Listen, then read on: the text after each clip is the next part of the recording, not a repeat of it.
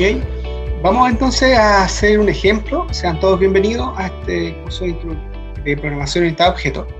Y vamos a implementar este ejercicio, el 1 de la parte 4. ¿Ya? Y nos vamos a concentrar en las funciones. Entonces, este ejercicio pide que simplemente estas tres funciones y luego se resuelve el problema general. Ustedes ya lo leyeron y entienden de qué va, así que no voy a volver a leer. Entonces, lo primero que vamos a hacer es implementar esta función. Voy a copiar acá. Y yo lo voy a hacer esta vez con el editor IntelliJ IDEA. Acá está el editor. Lo tengo en modo de presentación. Debería verse bien. ¿Ven bien la letra? ¿Se alcanza a leer? Sí, se ve bien. Ya, perfecto. Entonces, lo primero que vamos a hacer es implementar la función genera número adivinar. Vamos a respetar el nombre que nos dieron, ¿vale? Y para hacer una función estamos trabajando basado en el estilo de programación estructurada, como estábamos viéndolo en introducción a la programación. Por lo tanto, tenemos que hacer una función que sea así, ¿no? Tenemos que partir diciendo public static. Eso es como obligatorio. En esta función no recibe parámetros y retorna un entero entre 1 y 100. Entonces, como retorna un entero, aquí iría el valor de retorno. A continuación, para crear la función tenemos que darle el nombre, ¿no es cierto? Y luego sería los parámetros, que en este caso expresamente dice que no hay parámetros, no recibe parámetros. Entonces lo primero sería escribir correctamente la cabecera de la función. Eso es muy importante, ¿ya? Siempre partimos diciendo public static, luego el tipo de dato de retorno, y el tipo de dato de que va a ser el valor de retorno, si hay. Si no retorna nada, se usa void. Si retorna un entero, como en este caso, se pone int. El nombre de la función y la lista de parámetros, que puede estar vacía. Si está vacía la lista, como en este caso, que no recibe parámetros, van los paréntesis sin nada adentro. Bien, ¿cómo implementamos esto? Para crear un número aleatorio entre 1 y 100, nosotros vamos a utilizar una función que está en la clase math, que se llama random. Entonces, el número que vamos a devolver es un entero, que le voy a poner R de random, y la función que vamos a usar está en math y se llama random. Ahora noten lo siguiente, la función random retorna un double, ¿ok? No sé si se acuerdan, pero la función lo que hace es entregar un número que está entre 0 y 1, puede ser 0, pero nunca llega a ser 1, y está entre 0 y 1, o sea, es un 0. Por ejemplo, 98754317779, por ejemplo. Eso es lo que retorna math.random. ¿Cómo lo interpretamos? Eso se interpreta como una probabilidad o bien como un porcentaje. ¿Ok? Entonces, si nosotros multiplicamos eso por la diferencia, ¿no es cierto?, que hay aquí, ¿ya? Si nosotros decimos, como quiero un número entre 1 y 1000, yo veo aquí que tengo, ¿no es cierto?, 1000 números, ¿ya? Si yo multiplico esto por 1000, como el número más chico que me puede dar esto sería un 0, 0 por 1000 me daría 0, pero mi número inicial debe ser 1, ¿vale? Entonces le voy a sumar 1 al resultado de la multiplicación con random, ¿ya? Por el tema de la base, porque si es 0, hay un error, de ahí les voy a explicar cómo se arregla y de qué va el error, pero no nos concentremos en el error. Entonces, si yo lo multiplico por 1000 y esto me da 0, sería 0 más 1 sería 1, que estaría en el límite inferior. Y el límite superior es un número que llega casi a 1, nunca llega a ser 1. Si fuera 1, 1 por 1000 sería 1000. Va a 1, 1001 y me pasé. Pero afortunadamente random nunca llega a 1, por lo tanto, nunca va a ser 1000 el resultado de esta multiplicación. Va a ser a lo más, al multiplicar por 1000, 999,999999. Eso va a ser el resultado de esto. ¿Ya? Entonces, lo que nosotros tenemos que hacer es el resultado de esta multiplicación, que va a ser un porcentaje, ¿no es cierto?, de 1000, vamos a tener que hacer un casting. ¿Por qué vamos a hacer un casting? Bueno, el casting soluciona el problema que había. ¿Cuál era el problema? Al multiplicar, ¿no es cierto?, esto, que es un número double por un entero, el resultado es double, y si le sumo 1, es un double, ¿ya? Y no puedo guardar un double en un entero, ese era el problema. Y con int lo soluciono truncando, es decir, voy a botar los decimales, ¿ya? Entonces, no los necesito, tiene que ser un número entre 1 y 1000. Y ahí está el número, entonces ahora lo que falta es return R. Esto era muy sencillo, había que acordarse cómo usar el random, nada más que eso. Volvamos al enunciado, la segunda función,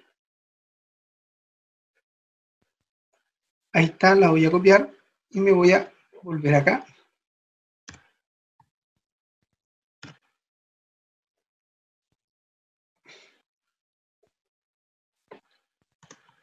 Voy a acomodar esto para que lo podamos leer bien.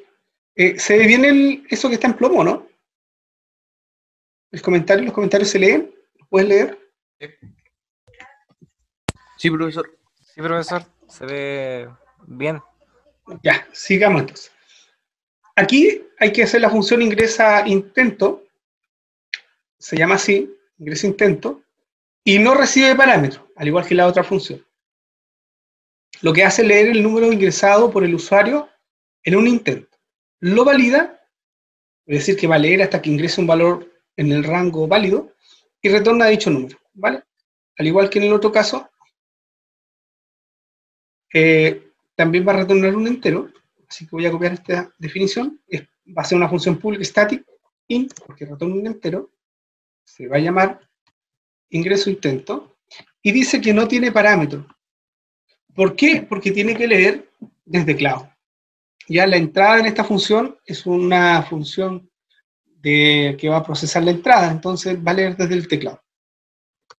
Entonces voy a necesitar un escáner. ¿Ya? Entonces creamos una variable llamada scanner, en este caso una variable llamada sc de tipo scanner. Con esa vamos a hacer la lectura.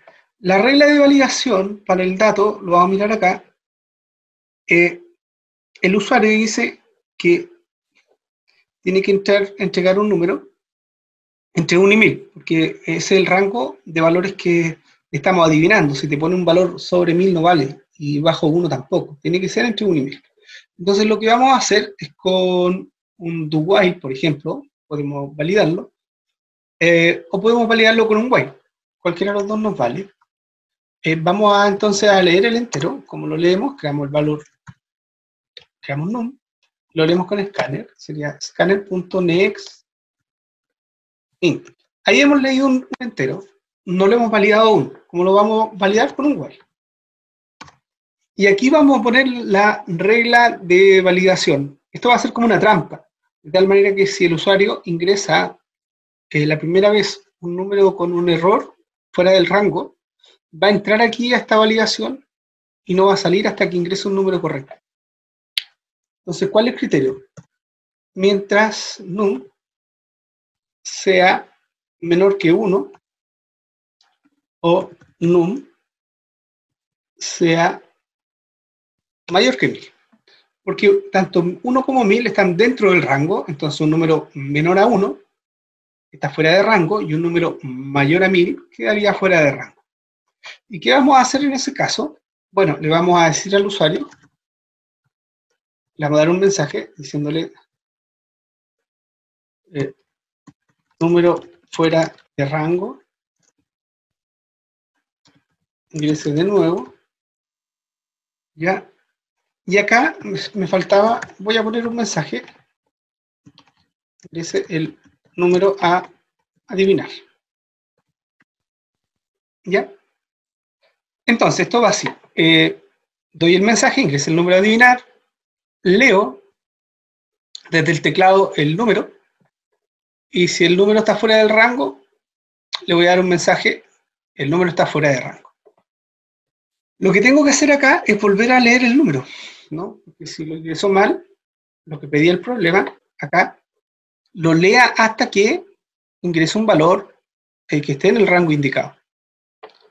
Entonces acá voy a quitar la definición porque el número ya está definido, no hay que definirlo dos veces. Y ahí estaría. Entonces, lo leo una vez a esfera del while, si esto está correcto, simplemente retorno el número. Si el número está bien, está dentro del rango, no entra el while y retorna el número. Pero si está incorrecto, entro al ciclo, la informo que está incorrecto y lo vuelvo a pedir. Aquí volvería a evaluar el segundo número. Y si por segunda vez está incorrecto, se repite el ciclo de validación. Se manda el mensaje de error, se vuelve a leer. Si por tercera vez está incorrecto, va a volver a entrar. Hasta que esto esté correcto. Cuando esté correcto, salta, va y retorna el valor. Por eso ya tenemos la segunda función. Y la tercera función, que está acá, esta ya tiene parámetros. Es public static boolean, porque esta función va a evaluar si la persona adivinó o no adivinó el número.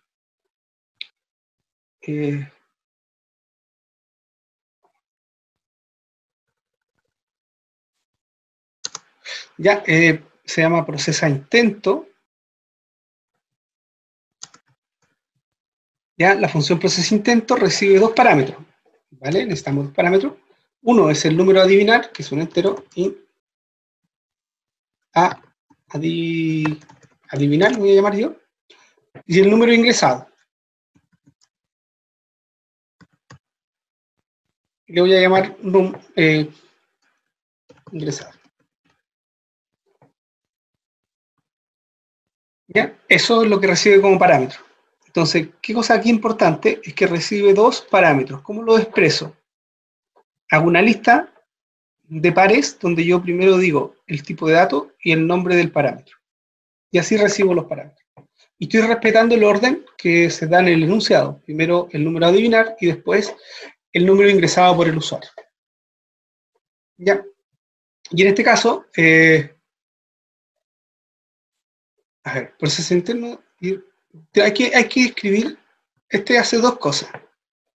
Retorna un valor booleano, pero a la vez muestra el mensaje correspondiente, es decir, si hay una coincidencia, si es menor o si es mayor. ¿Ya? Eso lo podemos leer en el problema. El problema decía acá, si la respuesta del jugador es incorrecta, su programa debe mostrar el mensaje demasiado alto, intente de nuevo, o demasiado bajo, intente de nuevo. El programa debe permitir que al usuario escribir un siguiente intento. Cuando el usuario escriba la respuesta correcta, muestra el mensaje, felicidades, adivinó el número. Si ustedes se fijan, hay tres mensajes posibles. Los voy a copiar aquí para tener los textuales del enunciado. Voy a poner acá los mensajes de salida posibles son. Entonces sería demasiado alto, ¿cierto? Demasiado bajo.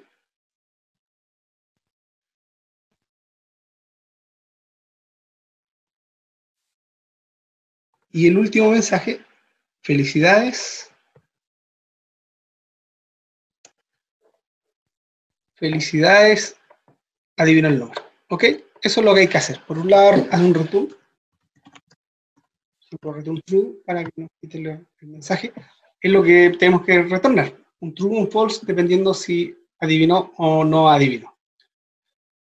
Entonces, lo primero, esta función diría así, evaluaríamos, veríamos si el número a adivinar es igual al número ingresado. Si eso es verdadero, vamos a tener que entregar el mensaje que está aquí. Y lo entregamos tal cual, ¿no? Ahí hay un temazo con el código ASCII, ¿no? Porque esas comillas no son las que usamos en programación, por eso mandé el error.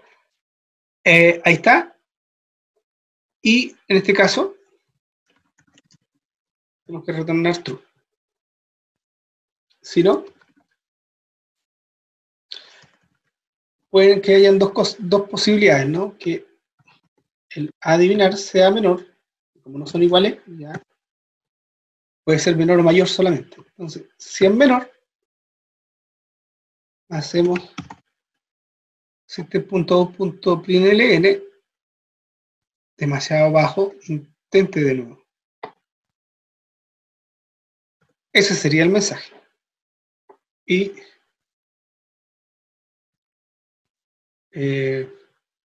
podemos aquí retornar false.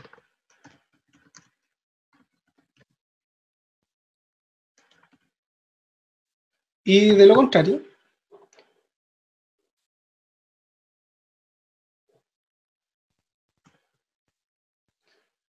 el mensaje demasiado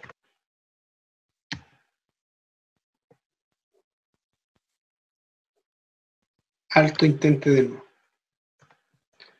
Bien, ahí estaría. Y en este caso se retornaría falso. Bien, este return de acá está sobrando. Ahí me lo está marcando que no es necesario. Y ahí estarían las tres funciones. Ya, la función que genera el número a adivinar, la que ingresa el intento y la que procesa el intento. Entonces ahora tenemos que hacer que las cosas funcionen. Y lo que hay que hacer es construir el programa entonces que permita a alguien jugar. Y para ello dice aquí que hay que implementar un menú en el main con la siguiente opción. Vamos a copiar esto acá. Y eso hay que hacerlo en el main. En el main vamos a hacer el menú.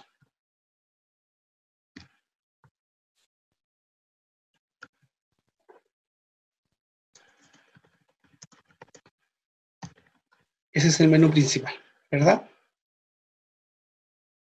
Ok, entonces, ¿cómo hacemos un programa tipo menú? Programa tipo menú, necesitamos hacer un ciclo y dentro del ciclo desplegar el menú. Entonces vamos a usar un do, donde nosotros vamos a tener que de alguna manera leer la opción, que es un int, ¿no?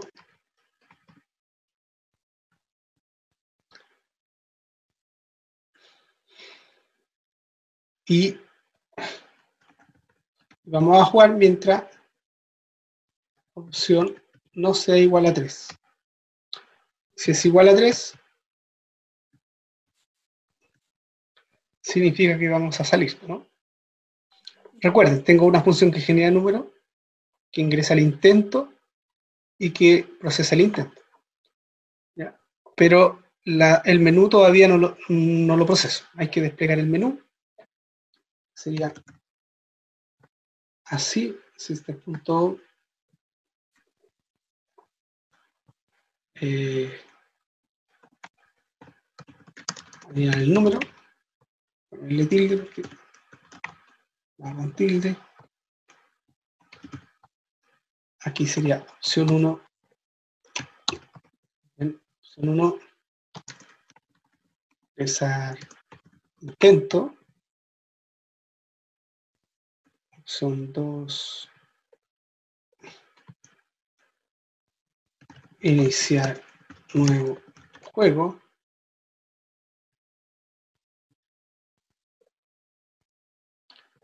Y la opción 3 es salir. Bueno, una vez desplegado el menú, tenemos que leer la opción.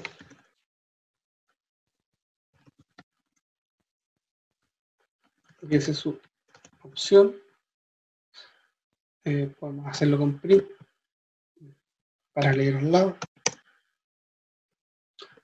Y vamos a necesitar un escáner.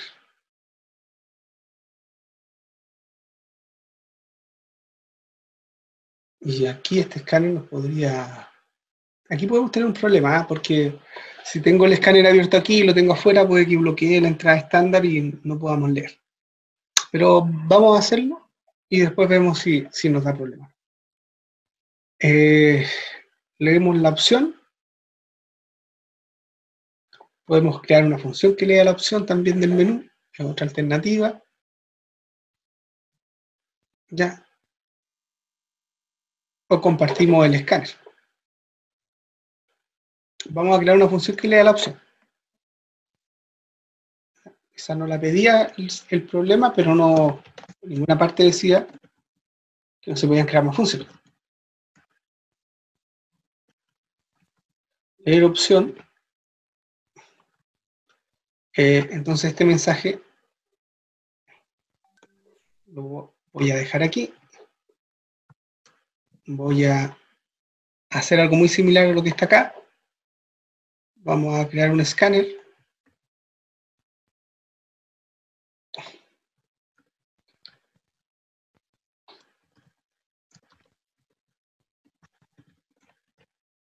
Leemos la opción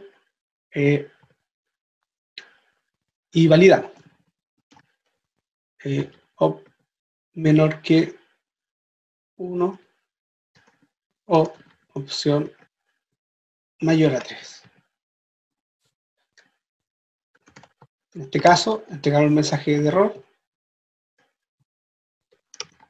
Opción no válida.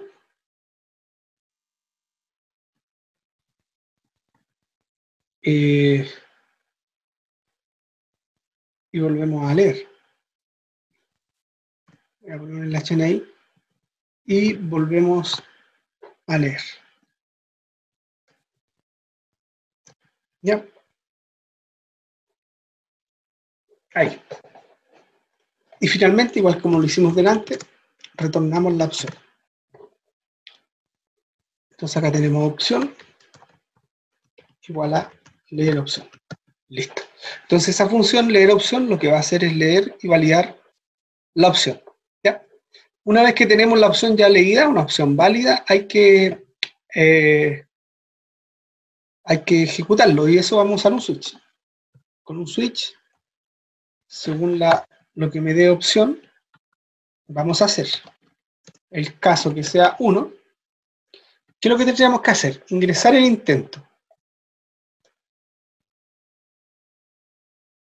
Para ingresar el intento nosotros tenemos una función, ¿no? Que es esta.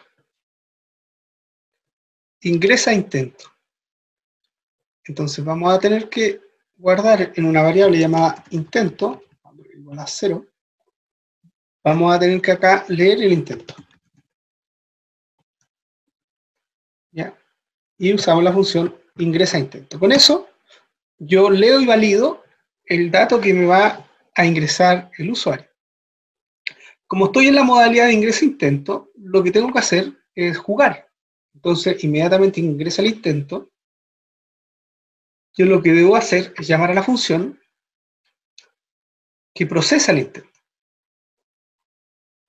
¿Ok? Leo el intento y luego lo proceso. Procesa intento.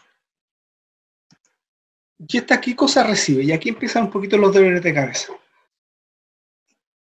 ¿Qué cosa recibe esta función? Procesa intento, recibe el número a adivinar, seguido con el número ingresado. Ahora, ¿ese número de dónde lo saco? Voy a tener que tener una variable del número a adivinar. ¿Ya? Y como esto es la primera vez que se inicie, no pasa por el menú, no dice iniciar juego nuevo, sino que cuando arranca ya entra en un juego nuevo, podemos generar un número aleatorio con la función genera el número adivinar. Entonces ahí ya inicializo la variable con un número. Entonces si la persona quiere ir directo a ingresar un intento, ya está jugando. Y si no, si inicia un nuevo juego, volvemos a repetir este paso. ¿Ya? Entonces procesa intento, me va a necesitar aquí el parámetro primero, el número a adivinar, seguido del intento. Y esto va a tirar por pantalla, va a decir si está muy arriba, muy abajo, etcétera, para que la persona dentro del menú pueda seguir jugando. Ahora, como me devuelve un boolean, diciéndome si ganó o no, yo podría tener aquí ¿cómo que se llama? Rescatar ese boolean.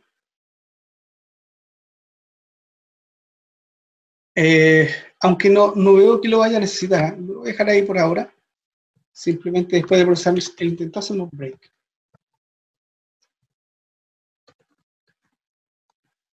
En el caso 2, iniciar nuevo intento, lo que hay que hacer es esto simplemente.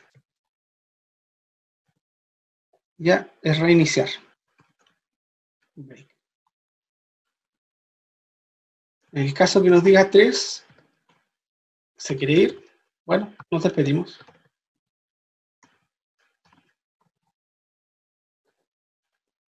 Ya. Y como ya habíamos validado el tema de las opciones, no es necesario que demos un mensaje y ni usemos default. Break le puse 2 puntos, por eso me dice que hay un error. Y eso sería básicamente la solución. Veamos el enunciado, que no nos queda algo pendiente.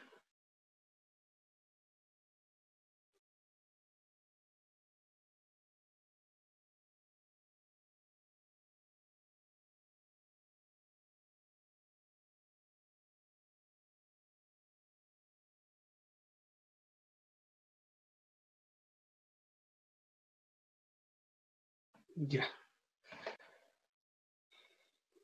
Veamos cómo funciona. A mí me parece que ahí ya estaría bien. No sé qué opinan ustedes.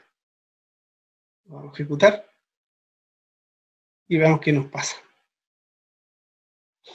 Ahora está medio complicado apuntarle esta cuestión porque son hartas opciones. Ya, ingreso un número. Yo voy a ingresar 500. Perdón, opción 1. El número a adivinar es 500.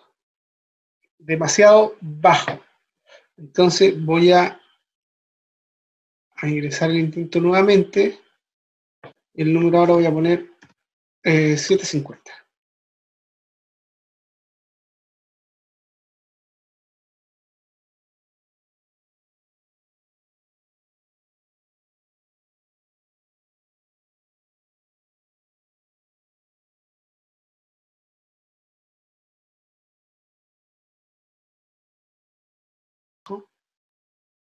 ¿No? 99. Arriba, abajo. 1. Y el 1000. Demasiado bajo. Aquí me da la impresión que hay un error. Porque el 1000 no puede ser demasiado bajo porque el máximo era 1000. ¿Ya? Entonces salgamos y se agradece la ayuda. Eso significa que acá tenemos un problema con el que está dando los mensajes. A lo mejor siempre está dando el mismo mensaje, que a veces ocurre.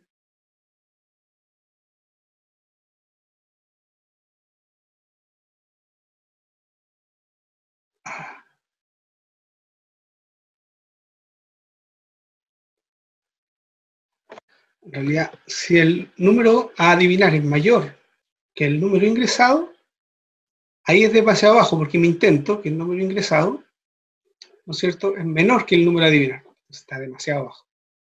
Y si no, es demasiado alto. Ahí estaba el error. Acá viene escondido. Ya.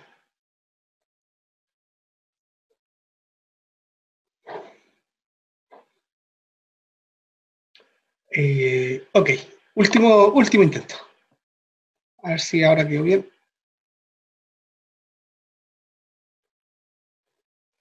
Bien, la opción es 1, ingrese el número, 500. Muy alto, entonces voy a poner opción 1, 200. Demasiado alto, 1, 100. 100 es demasiado bajo, entonces está entre 100 y 200. Entonces vamos a ver opción 1 y vamos a probar con 150. 150 es demasiado alto, entonces está entre 100 y 150. Vamos con 125. 125 es demasiado alto, entonces vamos con 110. 110 es demasiado bajo. Vamos con 115. 115 todavía es demasiado bajo. Entonces está entre con 118. Demasiado bajo. 120, demasiado bajo. 122, demasiado alto. 121. Felicidades, adivinó el número. Bueno, ahí está la solución. Ahí ya está funcionando. Podemos decir adiós a este programa y salir. Voy a dejar de compartir la pantalla o no sé. ¿Tienen alguna duda? Salió bastante largo el ejemplo. Era largo, tenía hartos vericuetos. No sé si tienen preguntas o dudas. Chicos, ¿están por ahí? No, profe, ¿Conmigo? ¿se entendió bien? ¿Se entendió? Sí. ¿Entendió todo? ¿Los demás lo entendieron bien? Sí, profe. Ya. ¿Dudas del código no? ¿No hay? ¿Va a subir el ejercicio a Moodle, no? Sí, yo lo subo a Moodle, no hay problema. Ya, ok. Lo que me interesa es si lo fueron entendiendo, que es lo principal. Más o menos la lógica, cómo lo vamos abordando. Si se fijan, yo seguí una estrategia bottom-up, fui desde las funciones, haciendo las funciones más chiquititas, funciones por funciones, y cuando hago la función me olvido de todo lo demás. Yo pienso en la función como si fuera un problema único, aislado, y lo hago. ¿Ya? Y cada función la trato de hacer bien, y si yo hago eso, ya después puedo confiar, ¿no es cierto?, en las funciones y simplemente usarlas. Entonces ya cuando hago el programa principal, hay detalles que no son necesarios que me concentre. Por ejemplo, leer opción. Listo, yo sé que ahí adentro de esa función se está leyendo el número, se crea el escáner, se valida, pero ya me olvido, leo la opción. Igual esto, ingresar intento, procesar intento. Y aquí vemos un poco la gracia de la programación estructurada y que dividamos un programa en funciones, que nos permite manejar la complejidad inherente al software, porque cuando uno trabaja y desarrolla un programa como este, si trata de hacerlo en una única función, conceptualmente es difícil de entender y de elaborar, porque estamos manejando muchos detalles a la vez. En cambio, al hacer una descomposición funcional, nosotros dividimos este gran problema en problemas más pequeños. ¿Ya? Si se fijan, tuvimos 4 problemas chiquititos que resolvimos previamente, y que nos permitieron desarrollar de manera muy simple el programa principal, porque nos apoyamos en el trabajo que hacían las funciones. Entonces ya esto nos simplificó mucho. Si se fijan, con una sola línea estamos reemplazando todo este bloque de instrucción. ¿Ya? Lo mismo acá, en procesar el intento en una sola línea, estamos alivianando la carga con todo este código. Entonces es más fácil de entender, porque si yo quiero entender lo que hace la función está bien delimitada, porque hay una entrada, hay una salida, hay un propósito, y yo puedo evaluar el código en función de eso. Dada la entrada, genera la salida que esperamos, cumple su propósito, y evaluar este código. Y centrarnos donde puede estar el error, que fue lo que me pasó delante, ¿no? Cuando empezamos, yo dije, hay un error aquí, y fui directo a la función. La primera vez no lo vi, pero a la segunda pasada ya me di cuenta del error. Y eso te permite ir con más facilidad a entrar al código y corregirlo. ¿Ya? Entonces, lo que permite, por un lado, manejar la complejidad del software a través de funciones, y por otro lado, que aquí no se aprecia bien, es la reutilización de código. Es decir, que hay cosas, problemas pequeños, que yo los puedo escribir una vez y luego reusarlos en distintos programas. Como por ejemplo lo que pasa con la clase mat y la función random. Esa función yo no la hice, alguien la programó previamente y yo la uso en mi programa. Entonces esta función que yo acabo de hacer, que genere un número entre 1 y 1000, yo la podría guardar también, y cuando yo tenga que escribir otro programa que necesite generar un número entre 1 y 1000, no es necesario que yo lo vuelva a programar, sino que reutilizo el código. ¿Ya? Y esa es la otra ventaja que tienen las funciones. Esa es su mayor ventaja. Ahora, este paradigma, si bien es bueno, desarrollar programas así, la verdad que todavía está un poco alejado del lenguaje que manejamos a nivel de los problemas, porque cuando desarrollamos un sistema complejo, la verdad que dividirlo en funciones no es tan natural. Y es por eso que surge el paradigma de la orientación a objetos, como una alternativa a la división por medio de funciones, ¿ya? A esta división funcional de este problema algorítmico complejo. Pero el principio es lo mismo, tengo un problema grande y lo voy a dividir en subproblemas que quiero solucionar. Ahora, la mirada, cómo yo veo este problema grande y cómo lo divido es lo que cambia. En la programación estructurada, yo hago una descomposición funcional, es decir, veo el problema grande y defino funciones, subrutinas, subfunciones. Y en la programación orientada a objetos, yo me concentro en objetos, en clases. Y esos van a ser los subproblemas que voy a identificar y voy a solucionar. Problemas y clases. Y bueno, y de eso se trata lo que hoy día yo les quería hablar. No sé si están muy cansados, ¿cómo están? ¿Seguimos? ¿O hacemos un Bien, break? profe, todo bien. No, bien, ¿Todo profe. bien? ¿Alguien necesita ir al baño? ¿Un break para el baño, no? Cocido. ¿Ah? ¿Todo perfecto? ¿Todo bien? ¿Todo correcto? ¿Y yo que me alegro? Exacto. Ya. Muy bien. Entonces, ya, esto que tienen acá es Moodle. Yo acá tengo las transparencias de hoy. Hay ejercicios prácticos. No es para que lo hagamos todo hoy día, pero la idea es empezar hoy día. Mi intención es poder ver la parte teórica y alcanzar a hacer un ejercicio de estos de clase y objeto. No sé si del práctico 2, del 1, ahí vamos bien. Bien, ¿se alcanza a ver bien la letra o agrando un poquito las transparencias? Aquí las tengo en PDF, entonces las voy a abrir por acá. Voy a poner pantalla completa, eso sí, para que se vea mejor.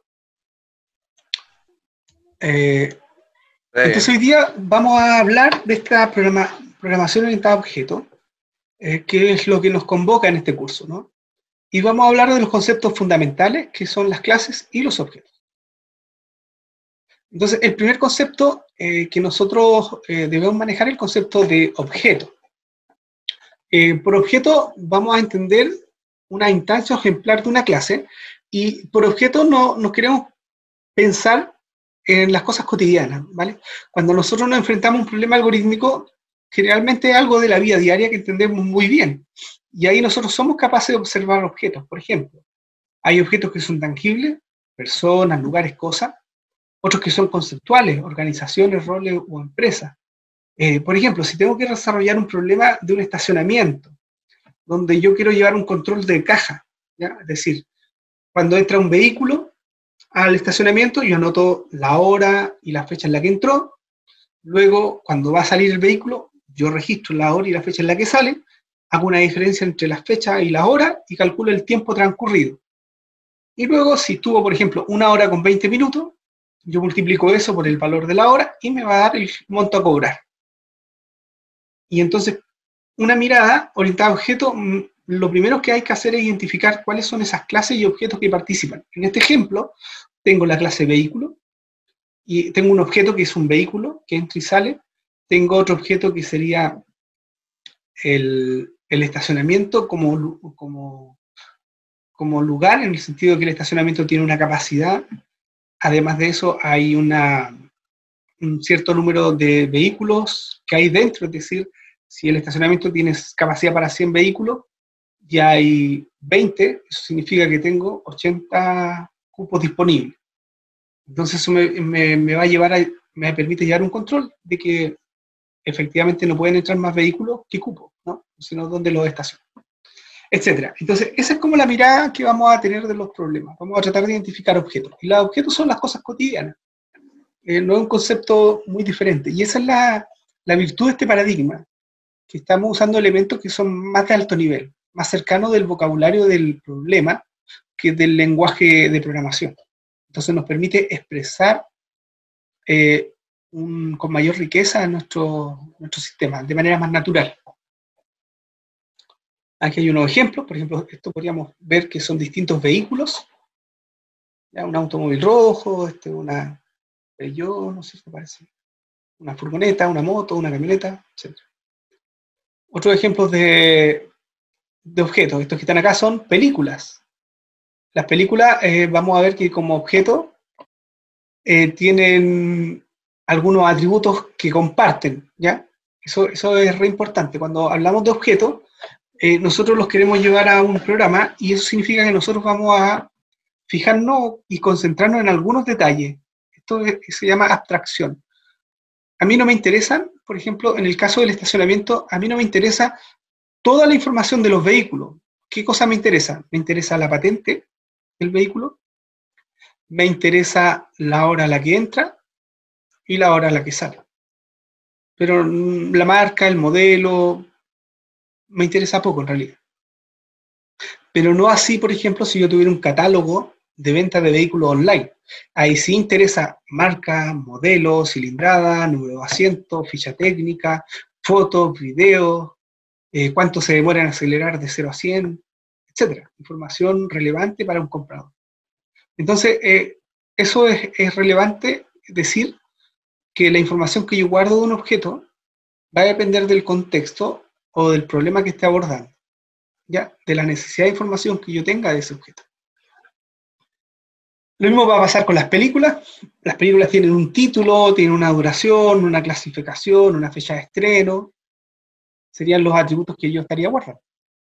Otro ejemplo serían los juegos, banderas de países. ¿Qué tienen en común todos estos objetos? ¿Tienen algo en común? ¿Cotidiano? ¿Ya? ¿Sí? ¿Qué otra cosa podría ser? Desde el punto de vista de una aplicación, ¿por qué querría tener todo eso junto en una aplicación? ¿Para venta?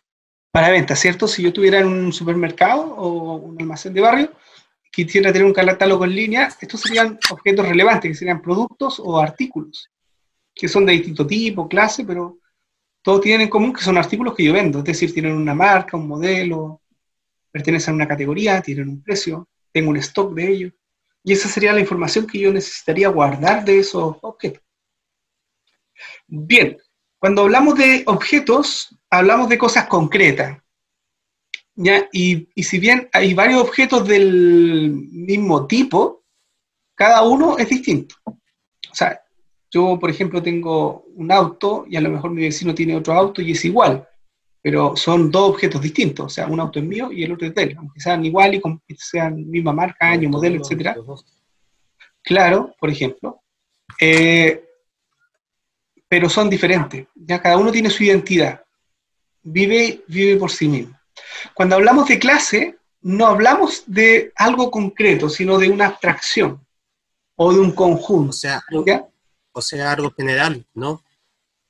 Claro, es una agrupación. Es como cuando hablamos de conjuntos, teoría de conjuntos, nosotros decimos, por ejemplo, los días de la semana. Esa sería la clase. Y los elementos del conjunto serían los objetos. Por ejemplo, lunes, martes, miércoles, jueves, viernes, sábado, domingo. Esos serían los objetos.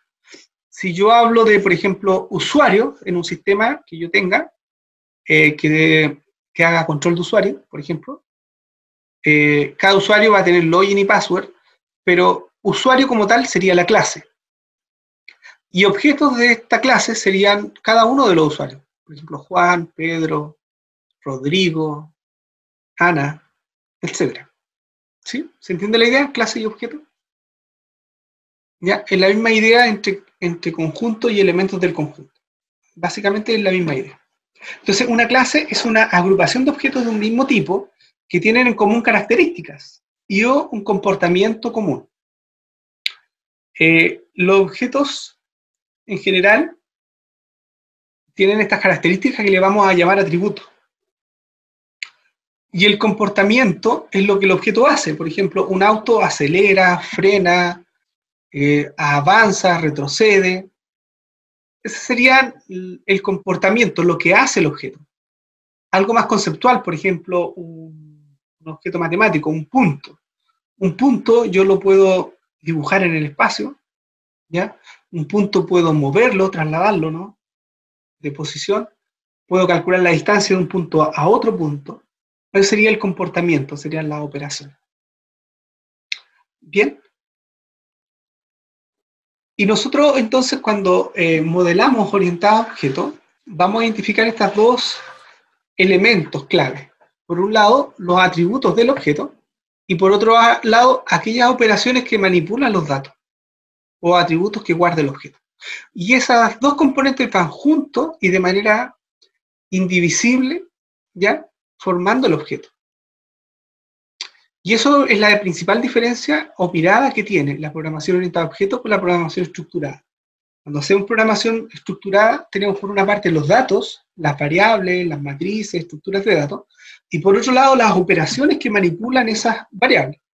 Como en el ejemplo que vimos hace un rato, teníamos la operación que procesaba el intento y recibía como dato el intento y el valor. Entonces, si se fijan, está bien separado. Por una parte los datos, que tengo que pasarlos como parámetros, y la operación que manipula esos datos. En cambio, cuando trabajamos en programación orientada a objetos, nosotros nos centramos en el objeto, identificando la información junta con las operaciones que manipulan la información, y eso en una única unidad inseparable. Eso hace que tengamos unos programas que sean altamente cohesionados y que puedan manejar de mejor manera la complejidad. Acá, por ejemplo, la clase rectángulo podría tener los siguientes atributos. Esto ya como características generales que describe o identifica los objetos de esta clase. Todo rectángulo tiene por un lado un largo, una dimensión que es el largo, y otra que es el alto, ¿verdad? Esos serían los atributos, los datos que describen un rectángulo geométrico, la figura geométrica rectángulo. Y el comportamiento son las operaciones que yo puedo hacer sobre esos atributos. ¿Qué operaciones son? Calcular el área, calcular el perímetro, obtener el largo, cambiar el tamaño, ya sea el largo o el ancho. Ya. Aquí tenemos un ejemplo, la clase animal. Esto es animal como una clase bien general, porque hay distintos objetos que serían tipos de animales, pero bien general, la clase animal, tenemos un nombre, un subgrupo, la alimentación, si es herbívoro, carnívoro, etc.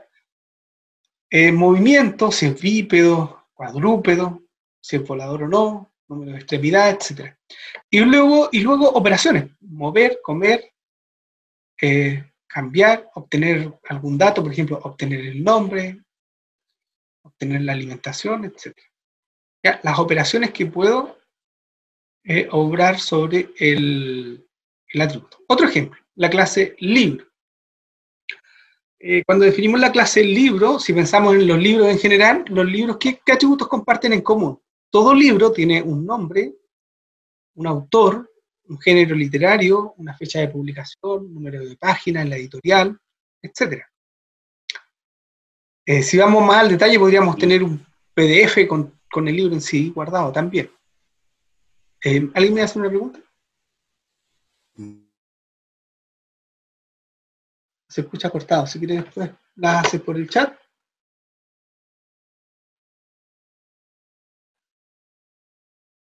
Ya.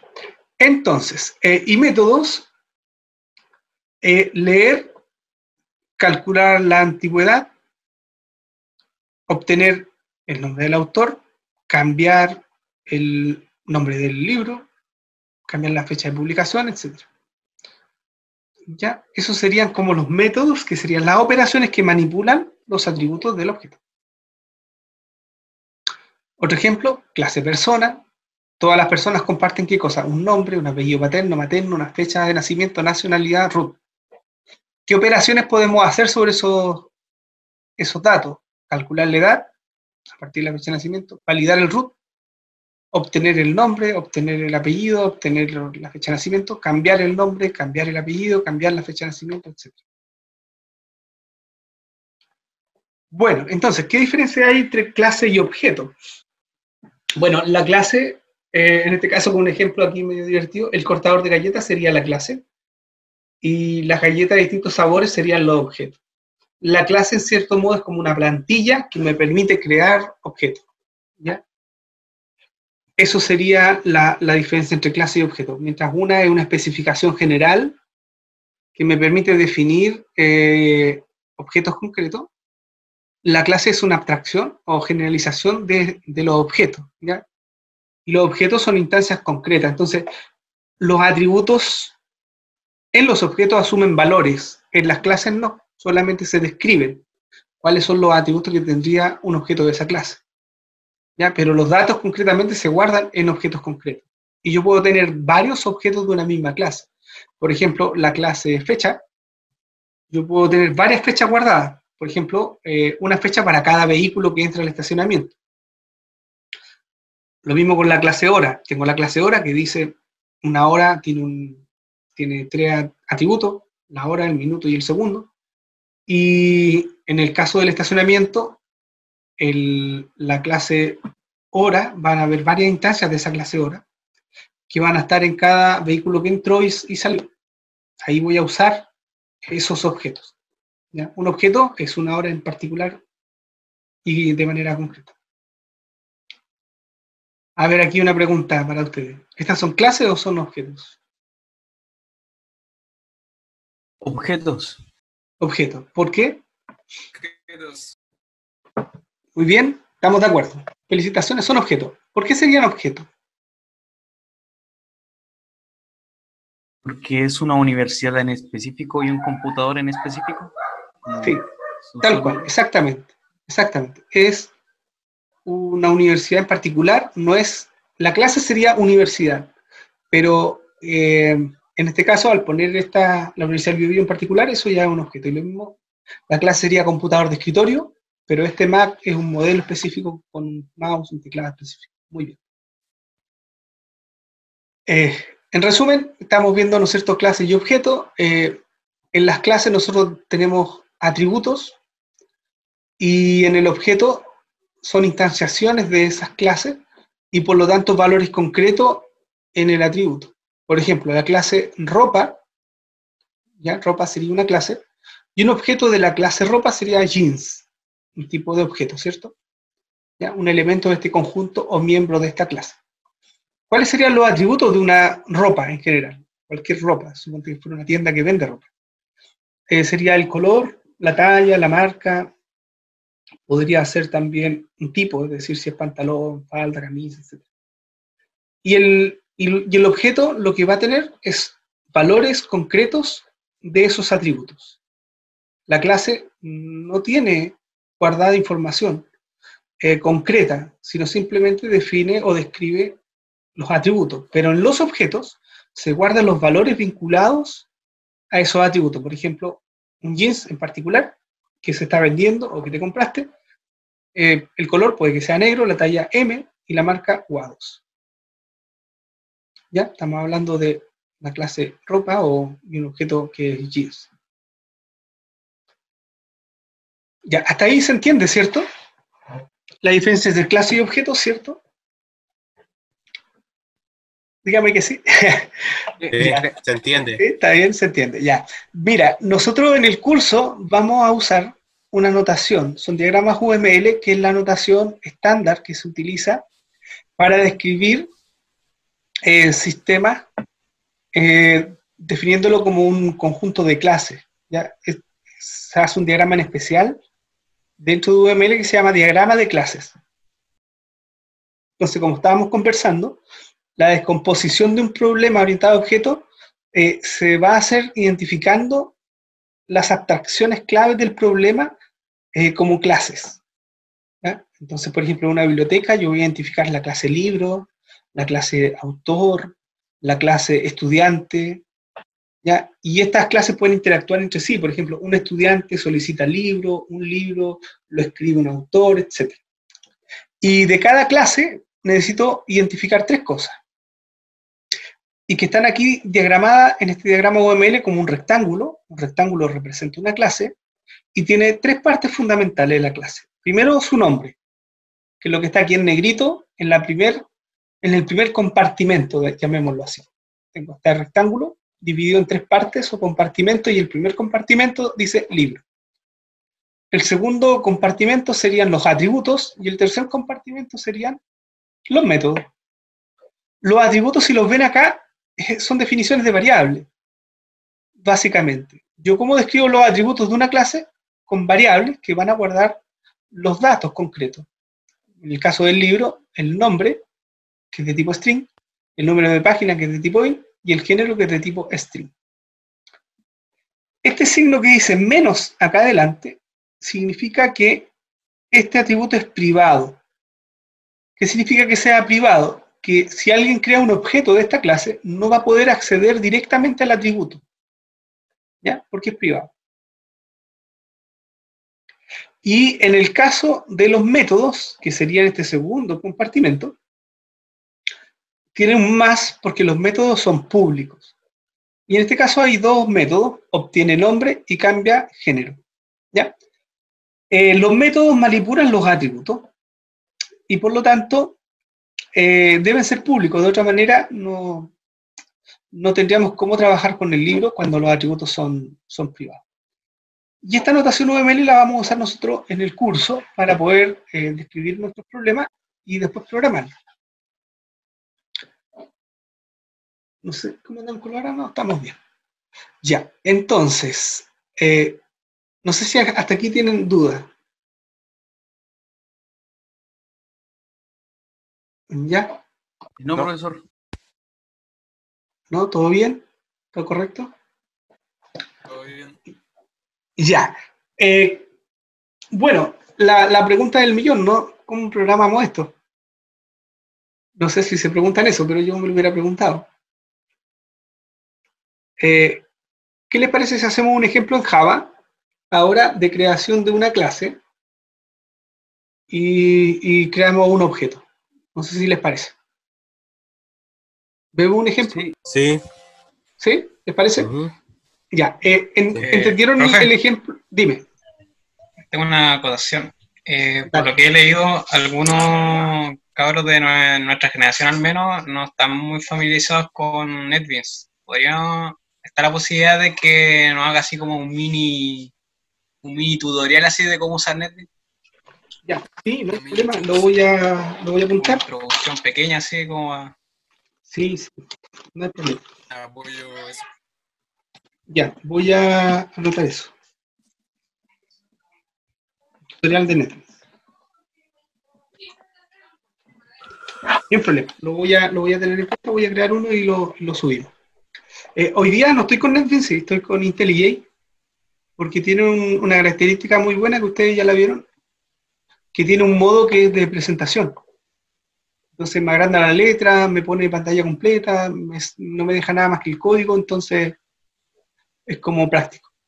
Bueno, voy a crear aquí mismo una clase. Voy a ir a New, en este caso, si me deja. Ahí, New, Java Class. Y la clase, vamos a crear una clase que se llama rectángulo. ¿Les parece? ¿Sí? Ya, clase rectángulo. Entonces, dentro de lo que es programación orientada a objetos en Java, ya en Java, vamos a ver que las clases que nosotros podemos crear, en realidad, ustedes ya están creando clases desde el semestre anterior, solamente que no les habíamos contado que estaban haciendo clases. Si ustedes se fijan ahí dice public class rectángulo, que para nosotros era inicio, ¿no? Un programa cualquiera. Pero en esta ahora ya entienden, por lo que hemos conversado ahora, qué significa esto, public class. Entonces lo que yo estoy definiendo es una clase que se llama rectángulo. De momento no tiene nada, pero esta es la clase, ¿cierto? ¿Sí? ¿Me siguen la idea? Entonces lo primero, para crear una clase tengo que, en un archivo nuevo, ¿ya? Pongo public class, nombre de la clase, abro llave y cierro llave, y ahí ya tengo la clase. Tengo que seguir la regla de que si la clase se llama rectángulo, esto debe guardarse en un archivo que se llame rectángulo.java. Esa regla sigue siendo válida. Luego, dentro de la clase, yo voy a tener dos cosas, lo que dijimos, ¿no es cierto? Atributos, y voy a tener métodos, ¿se acuerdan? Los atributos son aquellas variables que van a guardar los datos del objeto. Yo cuando creo la clase estoy definiendo las características que van a tener los objetos, pero no necesariamente estoy creando un objeto todavía, estoy definiendo la clase nada más. Y un rectángulo, vimos que tenía un largo y tenía un ancho. Esos eran sus atributos, ¿verdad? Y en la definición vimos que los atributos eran privados, tenían un signo menos. Esto es importante para evitar que venga alguien y te destruya el estado de tu objeto interno. O que se salte, por ejemplo, las reglas de validación. El largo no puede ser negativo, por ejemplo, si tengo un rectángulo, no tengo un lado que sea menos 27. Y eso yo lo puedo controlar si en los métodos pongo una regla de validación, pero si viene alguien y directamente manipula la variable y pone menos 27, yo pierdo el control. ¿Ya? Pero sí lo puedo controlar a través de métodos, por ejemplo. Yo puedo crear un método que se llame así, ¿vale? Voy a decir boolean cambiar largo. Mejor voy a dejar las validaciones fuera para no complicarnos. Privado, no sé, lo va a ser privado, void, no va a retornar nada. Y voy a decirlo en inglés, lo voy a llamar set largo. ¿Y qué va a hacer el método set largo? Va a tomar un valor, new largo, y lo que voy a hacer es modificar esta variable. Esto se puede hacer porque estamos en orientación a objetos. Entonces, recuerden que está junto en la misma clase los datos y las operaciones que manipulan los datos. Entonces, lo que voy a hacer es manipular directamente esta variable con este método. Perdón, esto tiene que ser público. Los métodos son públicos. ¿Ya? El método es público y el atributo es privado. Entonces, el largo va a ser igual a new largo. Noten el cambio de color. ¿Ya? Noten el cambio de color en largo. Largo aquí está con un color violeta porque es un atributo. En cambio, new largo, como es un parámetro, está en negro. ¿Vale? Set largo. Análogamente, puedo tener un método que cambie el ancho, ¿no? Nuevo ancho, y digo, ancho es igual a new ancho. ¿Ya? Y ahí yo qué estoy haciendo, no, manipulando el largo y el ancho. Si yo quisiera saber el largo de un, ¿cómo se llama? Rectángulo, como yo no sé, no puedo mirarlo directamente, necesito un método que lo haga. Entonces voy a crear un método public get, que en este caso double, retornaría double, get largo. Y haría algo muy sencillo, ¿no? Retornar, largo. Análogamente, public double get ancho. Sin parámetros, porque el objetivo es entregar el ancho. A este tipo de operaciones son getter and setter, son operaciones mutadoras y observadoras que permiten conocer el estado del objeto y cambiarlo. ¿Ya? La idea, hay un principio de la programación orientada a objetos que se llama el encapsulamiento, donde yo dejo a los atributos privados, ¿ya? Y dejo operaciones públicas que permiten manipular los datos. Esto me permite a mí tener el control de lo que pasa con los atributos, porque si alguien quiere modificar, por ejemplo, aquí quieren modificar el largo, yo aquí puedo insertar una regla de validación y lanzar una excepción, por ejemplo, informar un error a la pantalla, guardarlo en un log, o simplemente prohibir que se haga tal cosa. Por ejemplo, si me quieren pasar un dato, por ejemplo, menos 25, poner un largo como menos 25, yo puedo decir, no, este valor no es correcto. Y eso me lo permite el encapsulamiento. Y con eso llevar un mayor control de lo que se hace con nuestra clase. Bien, en la clase rectángulo habían dos métodos importantes, que era public area, que no tiene parámetros, ¿cierto? Y el área se calcula como el largo por el ancho, ¿verdad? Los atributos son privados, pero para el que usa la clase, no para los miembros de la clase. Es decir, cualquier método dentro de la clase,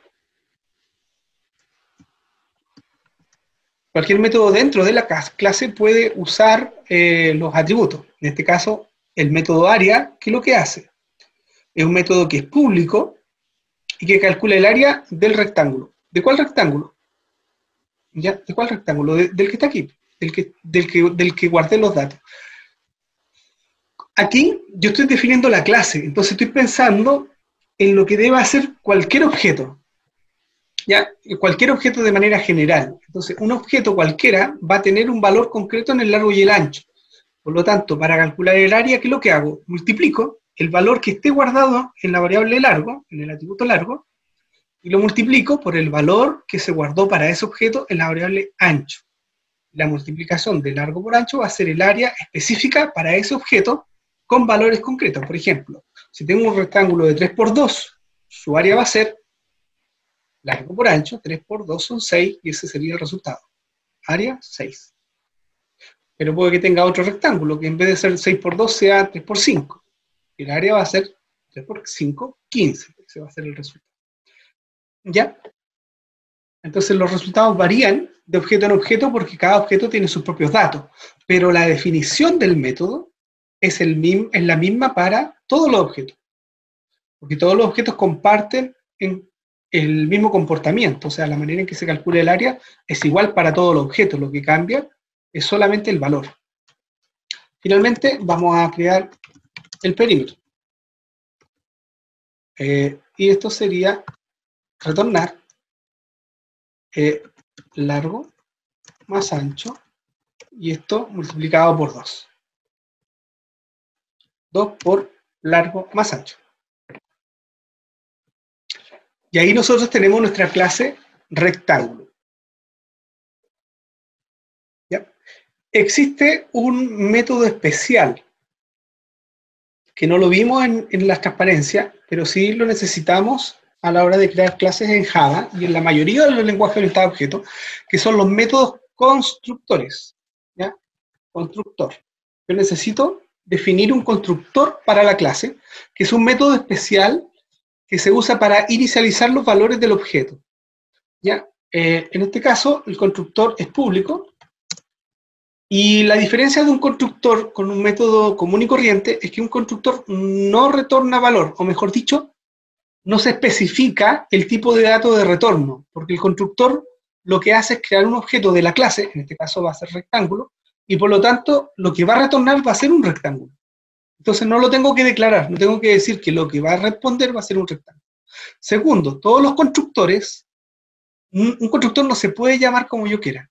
El constructor de una clase debe llamarse de la misma manera que se llama la clase. En este caso mi clase se llama rectángulo, el constructor se llama rectángulo.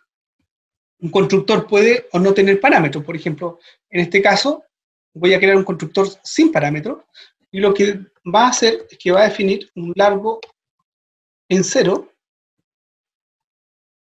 y un ancho en 0. Es decir, estoy dando valores iniciales. Ese es el objetivo del constructor. Ya, el objetivo del constructor es dar valores iniciales a los objetos que se están creando. Otro constructor podría ser con parámetros, ¿no? Public, rectángulo, y los parámetros serían largo, ancho. Y aquí va a ocurrir algo bien particular. Si yo digo largo, igual a largo, tengo un problema de ambigüedad, porque ¿a cuál largo me refiero? ¿Al largo que es el parámetro o al largo que es el atributo? Para Java la respuesta es muy sencilla. Si yo lo pongo así, me estoy refiriendo al atributo. Porque como coincide el nombre del atributo con al nombre del parámetro, disculpen. Java lo interpreta como el nombre del parámetro. Si se fijan, está así, está en negro, no está de ese color. Es porque lo está interpretando como un parámetro. Y esto ocurre porque el nombre del parámetro coincide con el nombre del atributo. No pasaba acá, por ejemplo, acá no, porque el parámetro se llamaba newLargo, entonces no había problema. El problema se da en este caso, que el nombre del parámetro es el mismo que del atributo. ¿Cómo lo solucionamos? Tenemos que usar una palabra reservada que se llama this. ¿Ya? Si yo digo this.largo, me estoy refiriendo al largo pero de la clase, ¿ya?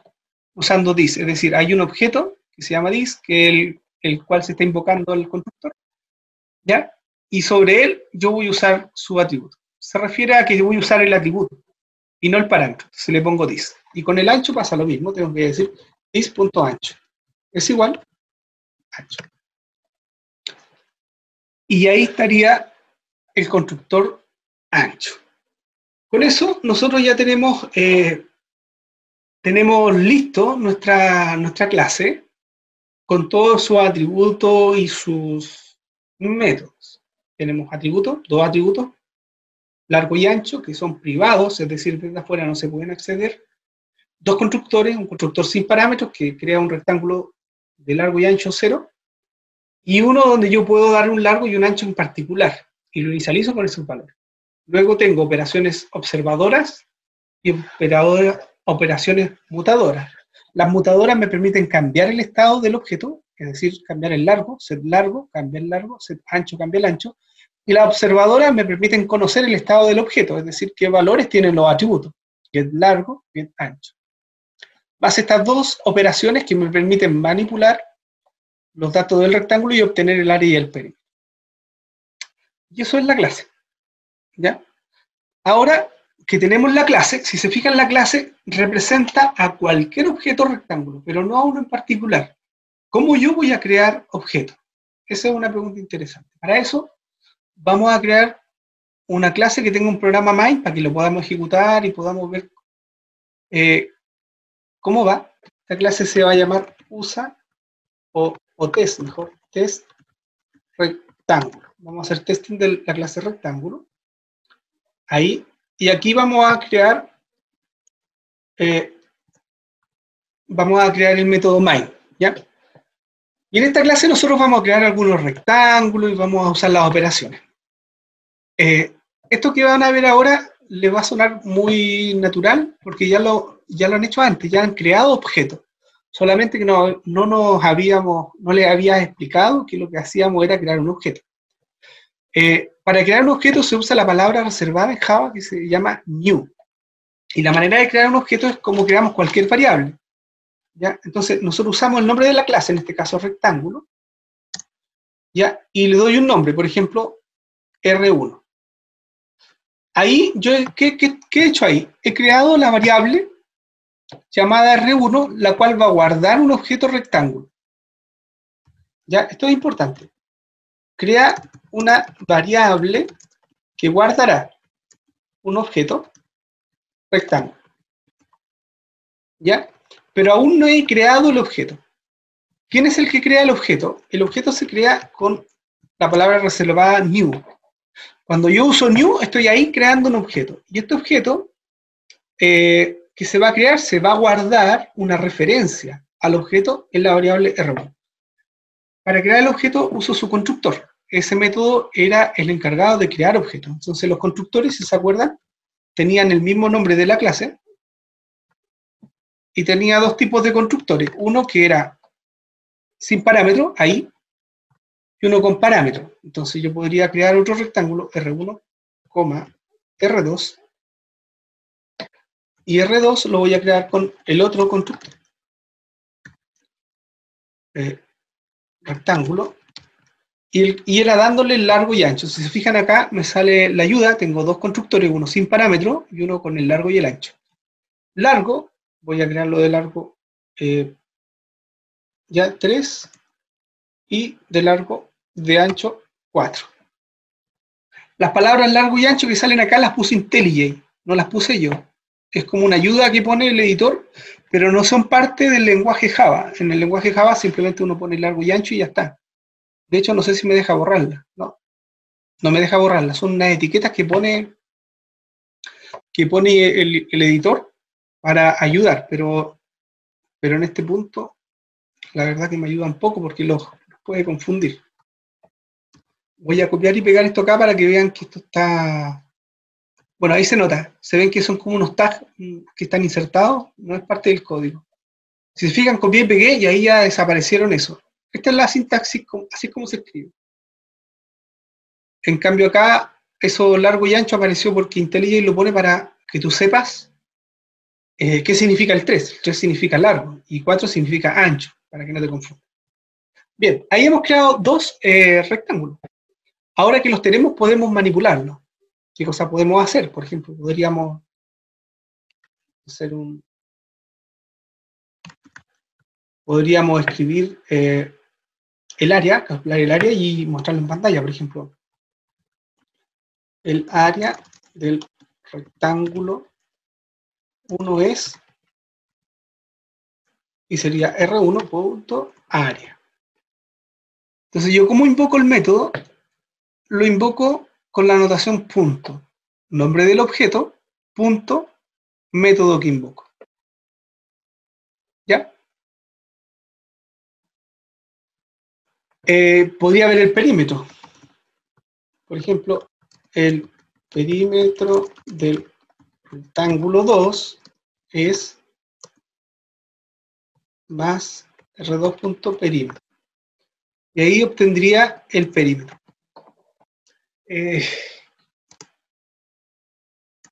Siento que esto va muy rápido, no sé si me lo van entendiendo, pero la manera de invocar un método sobre un objeto es con esta notación. Yo digo nombre del objeto, punto, nombre del método. ¿Y cuál es el efecto? Es que yo voy a invocar el método ARIA que definí en la clase, pero voy a usar el objeto R1. ¿Ya? Entonces, cuando se invoque el método ARIA, ¿no es cierto? Nosotros vamos a ir aquí, a esta área, y el largo y el ancho los va a tomar. ¿De dónde? ¿De dónde los va a tomar?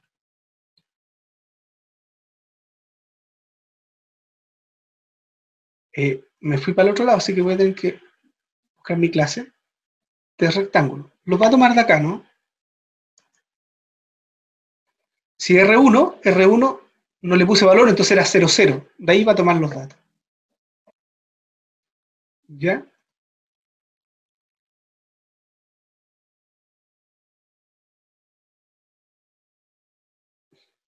A ver qué sale. Dice, el área del rectángulo 1 es 0.0. Claro, porque 0 por 0 es 0. El perímetro del rectángulo 2 es 14. Chuta. Claro, el perímetro es 14 porque el perímetro es 3 más 4, que sería 7 por 2, 14. Ese es el perímetro. Y fíjate que aquí no se confunde el método, o sea, como se invoca sobre un objeto en específico, el método va a ocupar los datos específicos del objeto sobre el cual se invoca el método.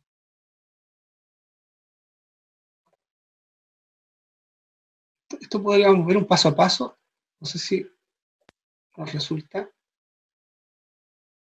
Veamos un paso a paso.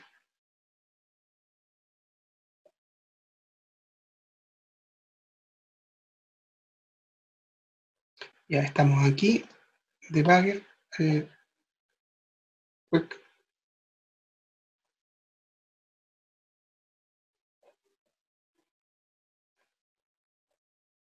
Va a cerrar, paso de largo. Si lo pongo por aquí. Ahí sí paró. Ya, lo que estoy haciendo es ejecutando paso a paso el programa y está aquí detenido en esta instrucción.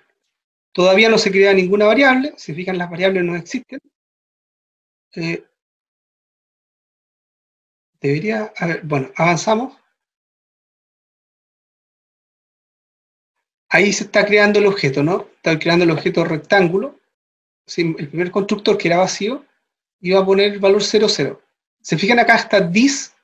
Ese this es una variable interna que es el objeto sobre el cual se invoca. Este es el parámetro formal. En cambio, el objeto afuera se llama R1, pero internamente en la clase se llama this. Y apunta, noten esto, fíjense bien en esto, dice rectángulo arroba 473. Rectángulo en la clase, arroba significa que viene un código, y este es el ID o identificador del objeto. ¿Ya? Es el rectángulo número 473. ¿Ya? Cada vez que yo creo un objeto va a ser único, no van a haber dos objetos con el mismo código. Así después Java los puede identificar, encontrar, manipular, etc. Y 0, 0. Entonces vamos por parte, el largo lo pone en 0, el ancho lo pone en 0, y se acaba el constructor. Y retorna a R1. Ahí está. R1 ahora, la variable guarda el objeto, se fijan, rectángulo 473. ¿Se acuerdan que les pedí que se lo aprendieran? Ya, ese es el objeto que creamos con new. New crea un nuevo objeto, invocando el método y dejándolo como 0, 0. Si pinchamos acá, en el editor podemos ver los atributos del objeto. La F es de field o campo. En español, field se traduce como campo. Son los campos atributos del objeto R1, están en 0, 0. Si avanzamos, hacemos lo mismo, y ahora estamos invocando, pero noten, estoy trabajando ahora this, internamente se llama this, pero externamente es R2. Se fijan acá, yo estoy en esta línea, R2 es igual a new rectangle. Entonces, R2 va a guardar este objeto que yo estoy creando aquí, que es el objeto de tipo rectángulo 483. Entonces, este objeto 483, ya, voy a inicializarlo con los valores que me pasaron por parámetro. Voy a poner don't show, entonces ahí ya está, guardó en el objeto 483, guardó en largo el valor 3.0 y en el ancho el valor 4.0. Termina y la asignación se hace. Entonces R1 tiene guardado el objeto 473, que si desplegamos vemos sus campos, es 00, y R2 es el 483 que tiene 3.0 y 4.0. Este es 473. ¿Ya? Vamos a este método. ¿Qué pasa con esta invocación? R1.aria. Va a ser println. Oh, me metí en el println. Sácame de aquí. Gracias. Step into. No, voy a tener que entrar por aquí.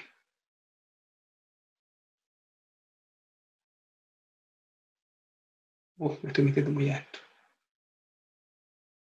Este es el que tenía que usar.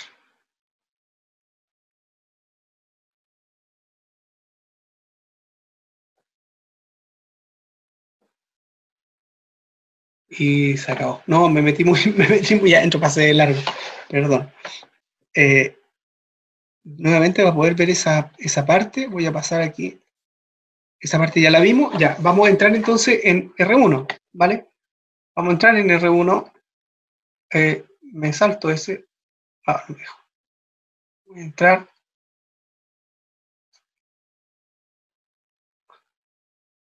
Oh, bueno, no me deja verlo así, tiene que separarlo. Bueno, voy a separar esta parte, ¿vale? Voy a poner acá área 1 es igual a R1.área. Entonces, vamos. Área 1, área 2.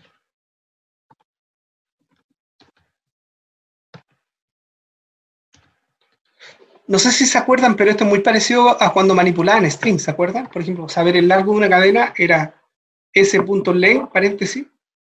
Resulta que los strings son objetos. Entonces nosotros creamos objetos de la clase string y manipulamos con métodos. Entonces cuando decíamos s.len, lo que estamos haciendo es invocando el método len sobre el string s, que es lo mismo que estamos haciendo aquí respecto del área, ¿no? Entonces aquí voy a escribir el área 1. Pero me interesa detenerme en eso, ¿no? Voy a echarlo a andar de nuevo, modo de depuración. Vale, aquí. Entonces, R1 es el objeto 473 que tiene el valor 00. Entonces, entramos a la función de área. Y fíjense this. This, ¿a quién apunta? Apunta al objeto 473, que es R1. 00 y 00 es el largo. Entonces, cuando resuelva esto, va a decir largo, que es 00, por ancho, que es 00. Por lo tanto, 0 por 0, resultado 0. Seguimos, y ahí está. Aquí aparece, cuando haga la asignación, que todavía no la hace, ahí está hecha la asignación, área 1 es igual a 0, 0. ¿Se fijan? Fue el resultado. Si ejecutamos de nuevo el método, pero ahora fíjate que área se va a invocar sobre R2. Entonces, entramos. ¿Y qué pasó aquí? This sigue llamándose this. Sigue siendo la manera interna de referirnos al objeto que invoca, pero el objeto es otro. Ahora estoy manipulando el objeto 474.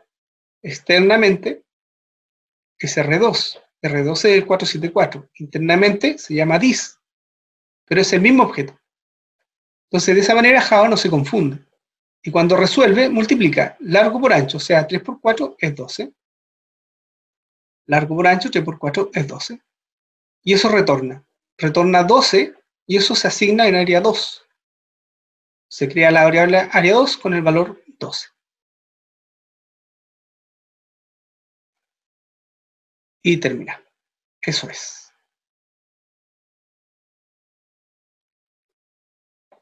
Bueno, entonces, en esta clase, no sé si recapitulamos, hemos visto la diferencia principal entre clase y objeto, donde las clases representan conjuntos de objetos describiendo cuáles son las características que definen a esa clase.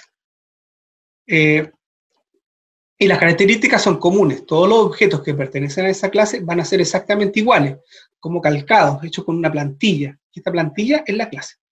Entonces, en este caso, todo rectángulo que yo cree va a tener dos atributos o campos, field, uno llamado largo, el otro ancho.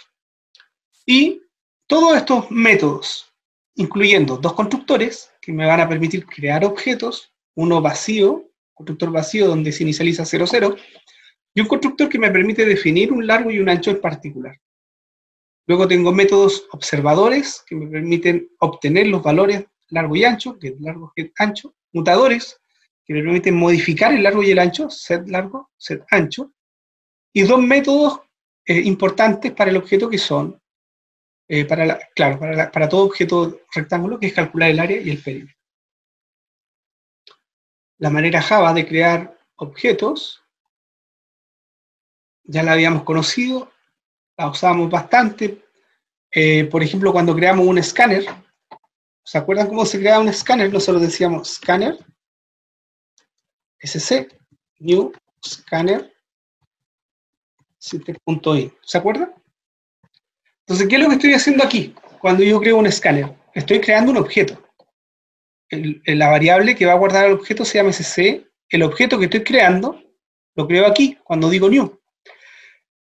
¿Y cómo lo creo? Usando el constructor de la clase scanner. Ahí está el constructor scanner y le paso como parámetro system.in. Con eso se crea el objeto, se inicializa y se crea en la memoria una referencia a ese objeto, ¿ya? Que va a estar dada por la clase, una arroba y un ID o código de objeto, identificador de objeto. Esa es la referencia, la cual yo voy a guardar en esta variable sc de tipo scanner. Y lo mismo estamos haciendo con los rectángulos. Estoy creando mi rectángulo, acá rectángulo R1 y R2, creo simplemente las variables, y aquí es donde creo los objetos. ¿Ya? Aquí creo los objetos. R1, new rectángulo, R2, new rectángulo, usando ambos constructores.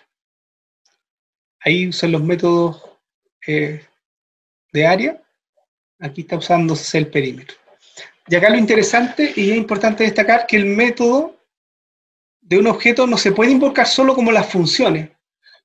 Ya, si esto fuera una función, yo diría así, diría función área y le pasaría a R1. Así sería la estrategia funcional, ¿no? Si fuera programación estructurada.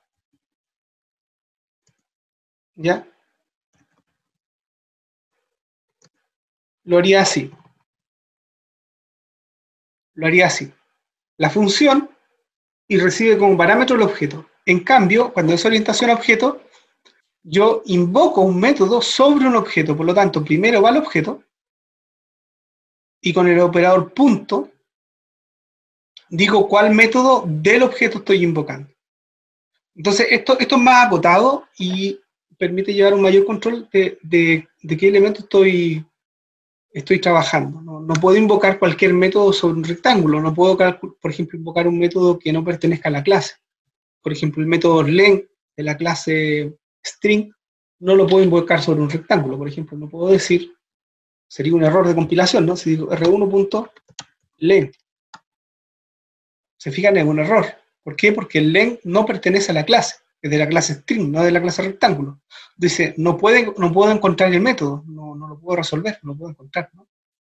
Otra cosa que no puedo hacer tampoco es la visibilidad. ¿Se acuerdan que decíamos que los atributos eran privados? Entonces yo tampoco puedo ir directo desde mi programa principal y ir a modificar el largo directamente, por ejemplo, poner 10 y cambiarlo. O como comentábamos, menos 10. No me deja, es un error. ¿Ya? Y aquí me lo explica, dice, largo es privado. ¿Ya? Y si es privado, yo no lo puedo acceder desde un programa principal. Entonces, esto de encapsulamiento, de dejar los atributos privados, nos permite tener mayor control sobre los datos. Entonces, un programador inadvertido podría hacer esto y poner un -10 en un largo y me echa a perder todo porque no hay distancias negativas. O sea, si yo mido un rectángulo, la distancia nunca es negativa. No puede haber un lado -10. Entonces, un programador inadvertido puede poner un -10. A lo mejor no lo pone así literal, pero a lo mejor hace una resta, por ejemplo. Resta, no sé, dis1 menos dis2, pensando en calcular el largo, y resulta que lo resta al revés y te da un número negativo, y entonces quieres subir el negativo. Bueno, usando operaciones observador y mutadora nos salvamos de eso. Bien, chicos, yo por mi parte estoy terminando. Eso era lo que yo hoy día les quería contar. No sé si ustedes tienen alguna pregunta, alguna duda que me quieran hacer. Si va a subir el código como para después ir viendo paso a paso todo, la verdad. O sea, ir entendiéndolo mejor. Sí, por supuesto, voy a subir el código, ambos códigos, el que hicimos de funciones al principio y el de la clase rectángulo, ¿vale? Estoy anotando aquí para que no se me olvide, porque soy olvidadizo. Así que ahí lo anoté en una hojita. Sí, de eso no se preocupen, pero de lo que hemos conversado, no sé si tienen alguna pregunta. En el chat No. está haciendo... ¿Están haciendo preguntas en el chat? Vale, no hay mirado. Ya, profe, ¿va a subir las clases? Sí. Medio trueno, ese yo no lo escuché, estaba con los audífonos. Pero en la lluvia, profe, ¿por qué el primer objeto no tiene argumento y el segundo sí? A ver, el primer objeto no tiene argumento cuando lo creo, ¿y por qué el segundo sí? No hay una razón específica, simplemente porque es un ejemplo. Hay casos donde yo necesito crear un objeto 00 por alguna razón, por ejemplo, un punto 00, un punto que está en el origen. En este caso, este rectángulo 00 lo creo así por alguna razón. Los constructores a veces se hacen de esta manera, o sea, es habitual que haya un constructor vacío y luego yo le doy valores. Por ejemplo, podría yo hacer esto después, podría decir de 1.set ancho y decir que vale 12, y después decir r2.set largo y vale 10. ¿Y por qué separo la inicialización de los valores de la creación del objeto? Porque es más fácil tratar excepciones y manejar errores en métodos que en constructores. Entonces, por un tema práctico, a veces es mejor hacerlo de esta manera. ¿Ya? Hacerlo así. Primero creo el objeto, lo creo vacío, y luego con un método set modifico cada uno de sus atributos. Pero también puedo usar un constructor que haga la cosa directo, digamos. Que lo haga de manera directa. Son opciones. Ya. Dice, ¿por qué no especificamos los valores del primero? ¿Se asume que tiene 00? Bueno, lo mismo, es simplemente porque era un ejemplo de cómo se podría hacer. Son opciones. Una opción es hacerlo así, se crea sin darle atributo, y los pongo después. O bien, lo pongo en el constructor, como mejor les valga para su programa. Eso es, no sé si hay más preguntas.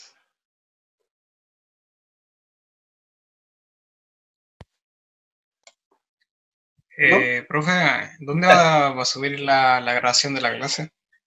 La voy a subir a YouTube porque como es como una hora y algo, no me da para subirlo directo en Moodle, y voy a hacer un enlace en Moodle para que lo puedan ver. Okay. Ya, esas dos cosas.